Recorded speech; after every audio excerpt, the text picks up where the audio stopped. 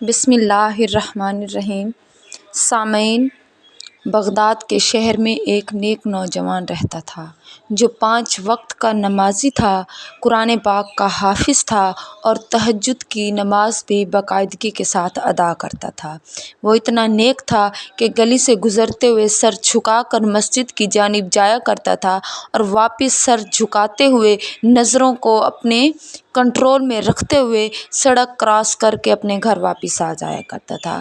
اس نوجوان شخص کی نیکی کے اور اس کی اتنی اچھے اعمال کے، نیک گزاری کے چرچے دور دور تک پھیلے ہوئے تھے۔ اس کے گھر کے تھوڑا دور ایک طوائف کا کوٹھا تھا۔ ایک دن طوائف کے جو بڑے تھے، ماما تھے، جو بھی تھے، وہ اس ایک عورت سے جو کہ طوائف تھی، خوبصورت تھی، اپنی اداؤں سے لوگوں کو اپنے جال میں پھنسایا کرتی تھی، کہنے لگے کہ ایک نوجوان کے بہت چرچے سنا ہے وہ کسی کی جانب نگاہ نہیں کرتا، وہ اپنی آنکھوں کو اپنی کنٹرول میں رکھتا ہے، وہ کسی غیر کی طرف نظر نہیں کرتا۔ تو وہ اس عورت نے اس اپنے بڑے کے ساتھ چیلنج کر لیا کہ دیکھنا، میں اتنی خوبصورت ہوں کہ ہر کوئی مجھ پر درہم و دینار لوٹایا کرتا ہے، مجھ پر روپے پیسے کی بارش کر دیتا ہے، دیکھنا میری خوبصورتی کے چرچے بھی بہت ہیں، جب وہ نوجوان مجھے دیکھے گا تو دیکھ لینا وہ بدکاری پر قائل ہو جائے گا۔ یہ شرط رکھنے کے بعد وہ عورت نے اپنا کوٹھے کا لباس اتارا اور ایک عام لڑکی کا لباس زیب تن کیا اور مسجد کے راستے میں آ کر ٹھہر گئی۔ لیکن وہ نوجوان جب مسجد گیا تو نظروں کو جھکائے ہوئے گزر گیا اور واپس گھر جاتے ہوئے اپنی نظروں کو جھکائے ہوئے واپس گھر چلا گیا۔ جب اس لڑکی نے دیکھا کہ اس نوجوان نے میری طرف نظر نہیں اٹھائی تو اس نے ہمت نہ ہاری۔ دوسرے دن، تیسرے دن، لگاتار 4-5 دن وہ اس نیک نوجوان کی راہ میں کھڑی ہوتی رہی، لیکن اسے کوئی کامیابی نظر نہیں آئی۔ تو اس نے ایک دن بیماری کا بہانہ بنا کر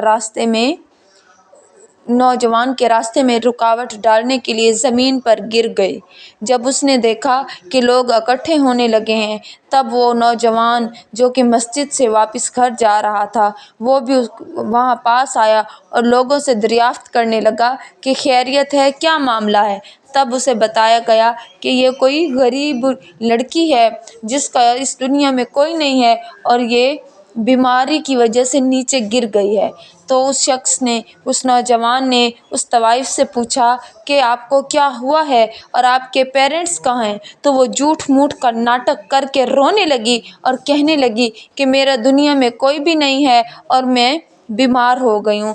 تب وہ نوجوان شخص اس لڑکی کو اپنے گھر لے آیا اور اس کا کھانے پینے کا بندوبست کر دیا اور پھر نماز کی ادائیگی کے لیے واپس مسجد چلا گیا۔ رات کو جب گھر پہنچا، پھر اس طوائف لڑکی سے اس کی طبیعت دریافت کی اور پھر اس سے کہنے لگا کہ اگر آپ کا کوئی ہے تو آپ مجھے بتا دیں، میں آپ کو ان کے گھر پہنچا آتا ہوں۔ تو وہ جھوٹ موٹ کا ناٹک کرنے لگی اور رونے لگی کہ میرے اس دنیا میں کوئی نہیں ہے، میں اس بھری دنیا میں کہاں جاؤں گی؟ تو وہ نوجوان خاموش ہو گیا اور کہنے لگا کہ آج کی رات آپ یہاں رہ سکتی ہیں، بس پھر آپ کو کل کہیں جانا ہوگا، کیونکہ میں اپنے گھر اکیلا رہتا ہوں اور میں آپ کو یہاں پر اپنے ساتھ نہیں رکھ سکتا۔ اور پھر تہجد کے بعد جب وہ اٹھا، اس سے پہلے ہی وہ عورت بار بار للچاتی ہوئی نظروں سے اس شخص کی جانب دیکھ رہی تھی، لیکن اس نے اس لڑکی کی طرف نگاہ ہی نہ اٹھائی۔ اس کا پہلی رات ہی وار ناکام ہو گیا اور وہ شخص تہجد کے بعد اٹھا، اپنا قرآن پاک کی تلاوت کرنے لگا اور صبح کی نماز کے بعد جب مسجد گیا تو امام صاحب سے مشورہ کرنے لگا کہ اب کیا کیا جائے، میں کافی پریشان ہوں کیونکہ وہ ایک نوجوان لڑکی ہے اور میں اسے اپنے گھر بھی نہیں رکھ سکتا۔ تو مسجد کے امام صاحب، جنہوں نے اس نوجوان کو اپنا منہ بولا بیٹا بنا رکھا تھا، کہنے لگے کہ اگر اس کا اس دنیا میں کوئی نہیں ہے اور وہ غریب ہے تو تم ایسا کرو کہ تم اس سے نکاح کر لو، کیونکہ تمہیں کبھی نہ کبھی کہیں نہ کہیں شادی کرنی تو ہے۔ تو وہ نوجوان چپ ہو گیا، آیا اور اس طوائف لڑکی سے دریافت کرنے لگا کہ مجھے مسجد کے امام صاحب نے کہا ہے کہ میں تم سے نکاح کر لوں۔ جب اس طوائف نے نکاح کا سنا تو خاموش ہو گئی کہ میں نکاح نہیں کر سکتی۔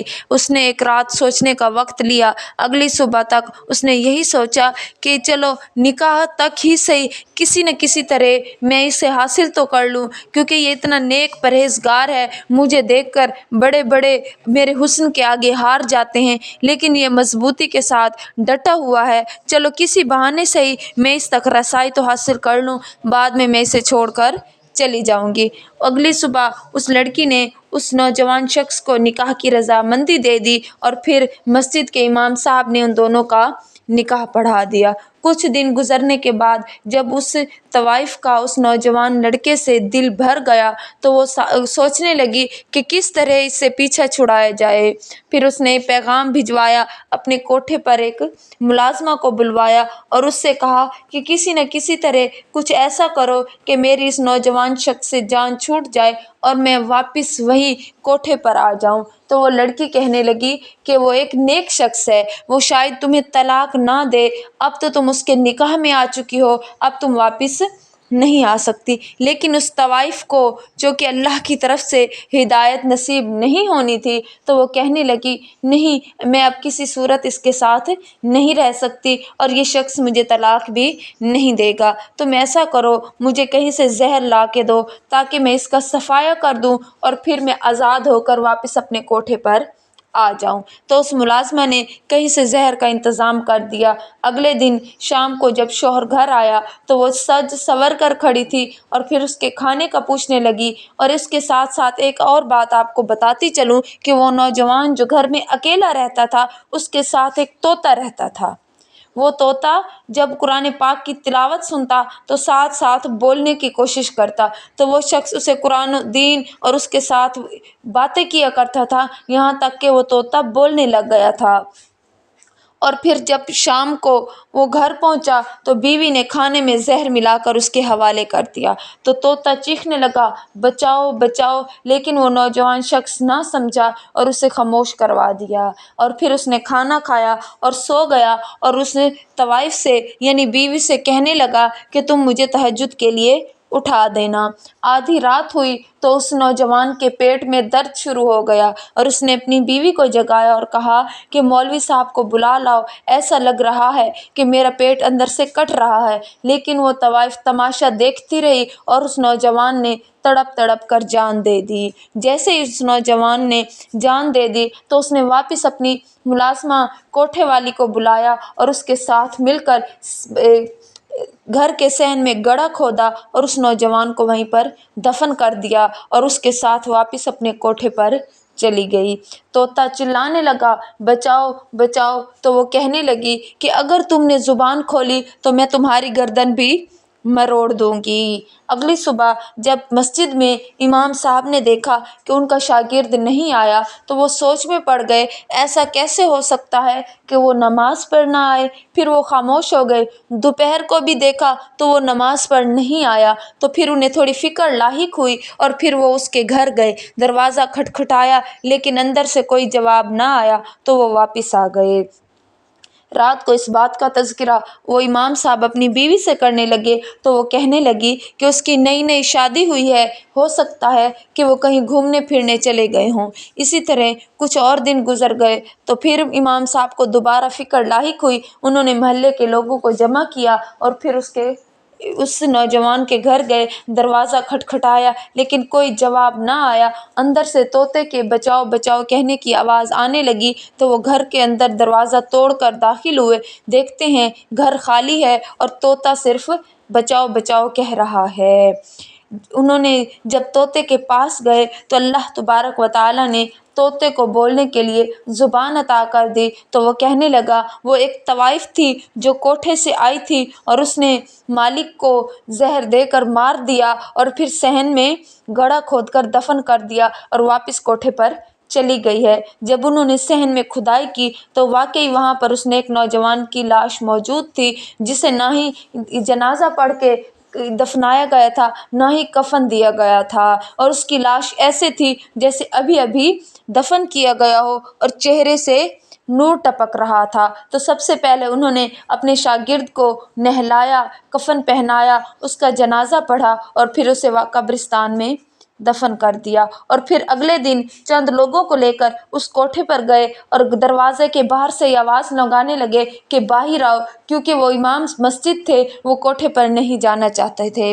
تو وہ ملازمہ باہر آئی اور پوچھنے لگی کیا معاملہ ہے؟ تو امام صاحب نے کہا کہ اپنی مالکن کو بلاؤ۔ تو وہ کہنے لگی وہ باہر نہیں آ سکتی۔ انہوں نے جب کہا کہ میرے شاگرد نے، میرے بیٹے نے کیا بگاڑا تھا اس کا کہ اس نے اسے قتل کر دیا؟ تو وہ کہنے لگی اللہ تبارک و تعالیٰ کی طرف سے اس پر عذاب آ چکا ہے، کیونکہ جس رات اس نے اسے قتل کیا تھا اور ہم واپس اپنے کوٹھے پر آ گئی تھی، اگلے دن جب وہ سج دج کر کسی گاہک کے لیے باہر نکلنے لگی تو اس کا جسم تبدیل ہونے لگا، یہاں تک کہ وہ ایک سور بن گئی ہے اور ہم نے اسے ایک کمرے میں بند کر دیا ہے۔ اللہ تبارک و تعالیٰ کی طرف سے اس پر عذاب آ چکا ہے، اور چونکہ میں بھی اس گناہ میں ملوث تھی، آہستہ آہستہ مجھے بھی لگتا ہے میرا جسم تبدیل ہو رہا ہے اور میں بھی سور بننے والی ہوں۔ اللہ تبارک و تعالیٰ نے اسے ایک موقع دیا تھا کہ وہ نیک کے ساتھ نکاح کر کے اپنے آپ کو گناہوں کی دلدل سے نکال کر اپنے ہی شوہر کی اطاعت کر کے نیک پرہیزگار بن سکتی تھی، لیکن وہ بدبخت تھی، اسے اللہ تبارک و تعالیٰ نے موقع دیا لیکن وہ گوا دیا اور اب وہ سور بن چکی ہے۔ اب جو کوئی اللہ کے نیک بندوں کے ساتھ اس طرح کرے گا اور مذاق اڑائے گا، انہیں قتل کرے گا، تو اللہ تبارک و تعالیٰ انہیں دنیا میں بھی سزا عطا کرے گا اور آخرت میں بھی ان کا ٹھکانہ جہنم ہوگا۔